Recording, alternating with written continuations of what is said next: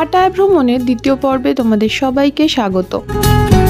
প্রথম পর্বে পাটায়ার big Buddha temple এবং পাটায়ার ফ্লোটিং মার্কেট দেখার পর আমাদের গাড়ি এগিয়ে চলল খাও চি চ্যাং বুদ্ধা মাউন্টেনের দিকে।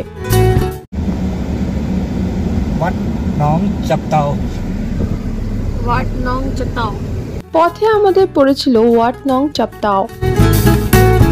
এটি একটি বৌদ্ধ মনাস্ট্রি যেটি বিভিন্ন স্কাল্পচার, স্পেশালি একটি সুবৃহৎ কচ্ছপের স্কাল্পচারের জন্য বিখ্যাত। আমার পার্সোনালি মনে হয়েছিল পাটায়ার ফ্লোটিং মার্কেট ভিজিট না করে এখানে ভিজিট করলে বেশি ভালো লাগতো।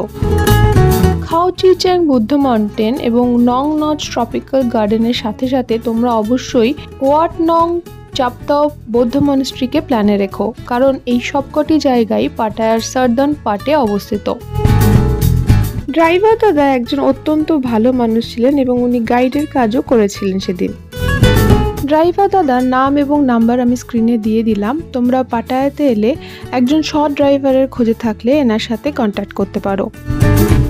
চলে এসেছি খাও চি চ্যাং বুদ্ধ মাউন্টেনের পাদদেশে। এটি হচ্ছে এখানকার পার্কিং স্পট এবং এই পাহাড়ের নিচে অনেক সুন্দর সুন্দর গাছপালা লাগিয়ে একটা ছোটখাটো ফরেস্ট মতো করা হয়েছে। এটি পাটায়া শহরের দক্ষিণ দিকে অবস্থিত একটি লাইম স্টোনের পাহাড়ের উপরে 358 ফিট লম্বা এবং 230 ফিট চওড়া গোল্ডেন বুদ্ধাকে লেজার এনগ্রেভিং পদ্ধতির সাহায্যে বানানো হয়েছে। এটি ওয়ার্ল্ডের সবথেকে বড় এনগ্রেভ করা বৌদ্ধ মূর্তি।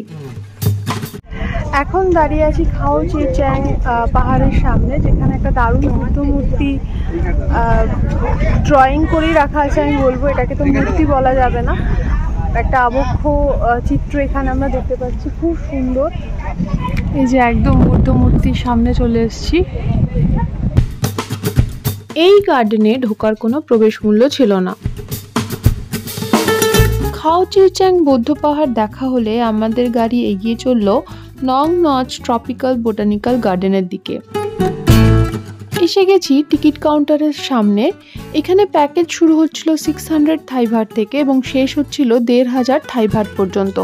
প্যাকেজের মূল্য যত বেশি তত বেশি অ্যাক্টিভিটি ইনক্লুডেড ছিল। থাইল্যান্ডের পাটায়াতে চোনপুরি প্রদেশে অবস্থিত প্রায় 500 একর অর্থাৎ প্রায় 2.5 বর্গ কিলোমিটার অঞ্চল জুড়ে এই নং নচ বোটানিক্যাল গার্ডেন তৈরি হয়েছে।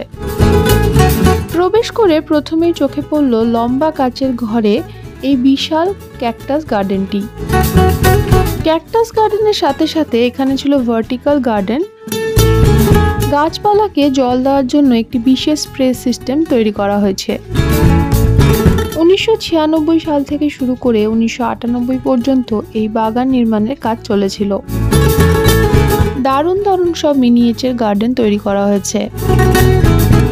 এই বাগানের পূর্ব দিকে দুটি হ্রদ রয়েছে, যেখানে অ্যামাজন নদী থেকে আরাপাইমাস গিগাস মাছ রাখা রয়েছে। পর্যটকরা চাইলে এই আরাপাইমাস গিগাসদের খাওয়াতেও পারেন। এই হ্রদ দুটির পাশেই রয়েছে এখানে থাকার ব্যবস্থা। কেউ যদি এখানে থাকতে চাও তাহলে 3টি ভিলা এবং একটি রিসর্টের মধ্যে যে কোনো একটি বুক করতে পারো।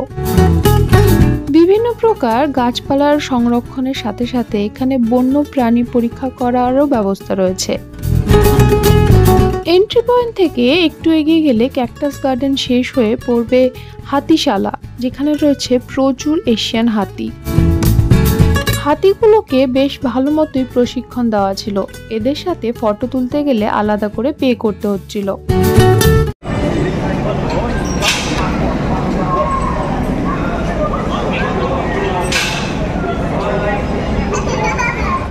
হাতিশালা ঠিক অপোজিটেই ছিল একটি ভার্টিক্যাল গার্ডেন বা স্কাই গার্ডেন।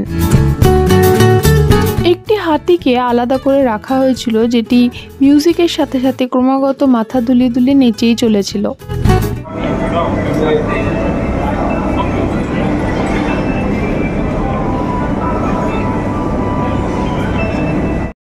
এটা হচ্ছে থাইল্যান্ডের জাতীয় ফ্রুট দুরিয়ান। এই দুরিয়ান কিন্তু অনেকটা আমাদের দেশের খাজা কাঁঠাল বা কম মিষ্টি কাঁঠালের মতো খেতে। আর একটু এগিয়ে গেলে পড়বে বাস স্ট্যান্ড। এখান থেকে বাস নিতে হবে পুরো বাগানটা ঘুরে দেখার জন্য। প্রথমেই দেখতে পেলাম অ্যাডেনিয়ামের বনসাই এবং পাম ট্রিজ। এই বাস সার্ভিস পরপর আসতেই থাকে, সুতরাং তোমরা চাইলে মাঝপথে নেমে বিভিন্ন রকমের অ্যাক্টিভিটি এনজয় করতে পারো অথবা রেস্টুরেন্টে বসে খেতেও পারো।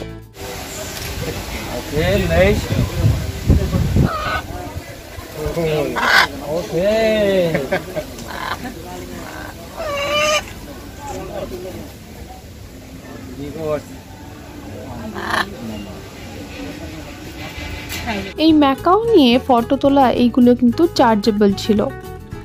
এখন শুরু হলো ডাইনোসরাস গার্ডেন। 2016 সালে এই ডাইনোসরাস ভ্যালিটি তৈরি করা শুরু হয়েছিল, যেটি কমপ্লিট হয় 2017 সালের 10ই এপ্রিল। এখানে 180টি আলাদা আলাদা প্রজাতির ডাইনোসরের মূর্তি তৈরি করা আছে। মাঝে রেস্টুরেন্টে এই বাসগুলো থামে, তোমরা চাইলে এখানে নেমে পেট পূজা করতে পারো, তারপর যে কোনো একটা বাসে চেপে বসলেই হলো। এখানে এরকম 2টি রেস্টুরেন্ট রয়েছে। ডাইনোসরাস গার্ডেনের মধ্যেই তৈরি করা হয়েছে রয়্যাল প্যাভিলিয়ন, যেখানে থাইল্যান্ডের বিভিন্ন রয়্যাল রাজবাড়িগুলোর ছোট্ট নিদর্শন করে রাখা হয়েছে।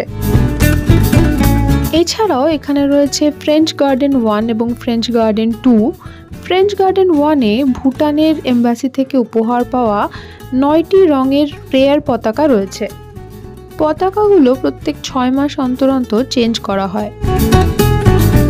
আমার সাথে পাটায়া ঘুরে বেড়াতে তোমাদের কেমন লাগছে অবশ্যই কমেন্ট করে জানিও। ভালো লাগলে ভিডিওটাকে একটা লাইক করে দিও। ভিডিওগুলো ইনফরমেটিভ মনে হলে বন্ধুদের সাথে শেয়ারও করতে পারো। আমার চ্যানেলে নতুন হলে সাবস্ক্রাইব করতে ভুলো না। ডাইনোসর ভ্যালির পাশাপাশি এখানে রয়েছে ইটালিয়ান গার্ডেন, যেখানে ইটালি থেকে আনা মার্বেল স্ট্যাচুগুলো রয়েছে। 2000 সালে এখানে একটি স্টোনহেঞ্জ গার্ডেন তৈরি করা হয়। এছাড়াও এখানে রয়েছে একটি স্মল জু, হোটেল, সুইমিং পুল, থাই স্টাইল রেন্টাল হাউস এবং আরও অনেক কিছু। পৃথিবীর 10টি সুন্দরতম গার্ডেনের মধ্যে নংনজ বোটানিক্যাল গার্ডেন একটি। এই বাগানটিতে আর্টিফিশিয়াল স্ট্যাচুগুলোর সাথে জীবন্ত গাছপালার এক অপূর্ব মেলবন্ধন দেখা যায়। এখন আমরা চলেছি পাম গার্ডেনের মধ্যে দিয়ে। পৃথিবীতে যত প্রকার পাম ট্রি রয়েছে সেগুলো দিয়ে তৈরি হয়েছে এই পাম গার্ডেন। সব থেকে হাইয়েস্ট টিকিটটা কাটলে তোমরা এখানে দেখতে পাবে এলিফ্যান্ট শো এবং মার্শাল আর্ট শো। এছাড়াও তোমরা এখানে বাফে থাই খাওয়ার এনজয় করতে পারো। এটা হচ্ছে স্যানজিভেরিয়া গার্ডেন। স্যানজিভেরিয়াকে আমরা বাঙালিরা স্নেক প্ল্যান্ট হিসেবে চিনি। বিভিন্ন প্রজাতির স্নেক প্ল্যান্টস এখানে ছিল। বিশাল বিশাল কচ্ছপের স্ট্যাচুর পর আমরা এসে পৌঁছালাম ফ্লেমিঙ্গোর গার্ডেনে। প্রচুর রং বেরঙের গাছে ভর্তি নংনজ গার্ডেন পাটায়াতে এলে অবশ্যই ভিজিট করতে হবে। ছোটদের সাথে সাথে বড়দের কাছেও এই বাগান সমানভাবে উপভোগ্য। এবার আমাদের গাড়ি প্রবেশ করবে ক্যাকটাস নার্সারি গার্ডেনে, যেখানে আমরা প্রথমেই দেখতে পাবো বিভিন্ন রকমের মুন ক্যাকটাস। মুন ক্যাকটাস আমাদের কলকাতার নার্সারিতেও পাওয়া যায়, কিন্তু সেখানে এত রকমের রং আমি কোনোদিন দেখিনি। বিভিন্ন প্রজাতির ব্রোমেলিয়াড, ফার্ন, অ্যাগাভে, ক্রোটনস প্রভৃতি রকমের গাছে পুরো অঞ্চলটা যেন আলোকিত হয়েছিল। মাথার উপরে যেগুলো ঝুলছে সেগুলো হলো এয়ার প্ল্যান্ট। এয়ার প্ল্যান্টদের মাটি লাগে না, এরা হাওয়া থেকেই অক্সিজেন এবং জলীয় বাষ্প সংগ্রহ করে বেঁচে থাকতে পারে। কলকাতাতে বিভিন্ন নার্সারি ভিজিট করলে সেখানে অনেক গাছ থাই ভ্যারাইটি বলে দাবি করা হয়, সেগুলো আজ চোখের সামনে দেখতে পাচ্ছি।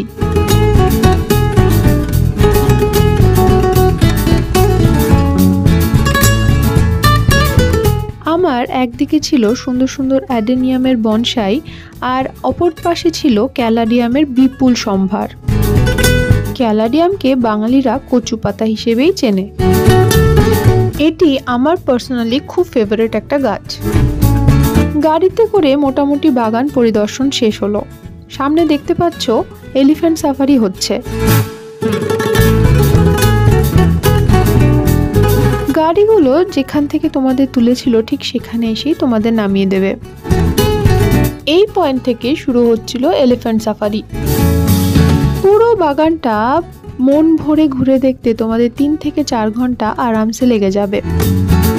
হাতে সময় থাকলে এই দিনই তোমরা ট্রাই করতে পারো tiger park, Aquaverse, art in paradise, elephant jungle safari, aquarium বা the million year stone park বা পাটায়ার ক্রোকোডাইল ফার্ম। সন্ধেবেলা পায়ে হেঁটে লোকাল মার্কেট ঘুরে দেখেছিলাম। সেগুলো দেখতে হলে তোমাদের দেখতে হবে আমার পরের ভিডিও। নংনচ গার্ডেন থেকে বেরোবার পথে রাস্তায় দেখতে পেলাম নংনচ গার্ডেন 2। রাস্তার এক পাশে বিভিন্ন প্রকার ফলের এবং আরেক পাশে বিভিন্ন রকমের জন্তু জানোয়ারের মূর্তি দিয়ে রাস্তাটাকে সাজানো হয়েছে। তোমাদের সাথে আবার দেখা হবে পরবর্তী ভিডিওতে। ততদিন সবাই খুব ভালো থেকো। এখন তবে আসি, বাই।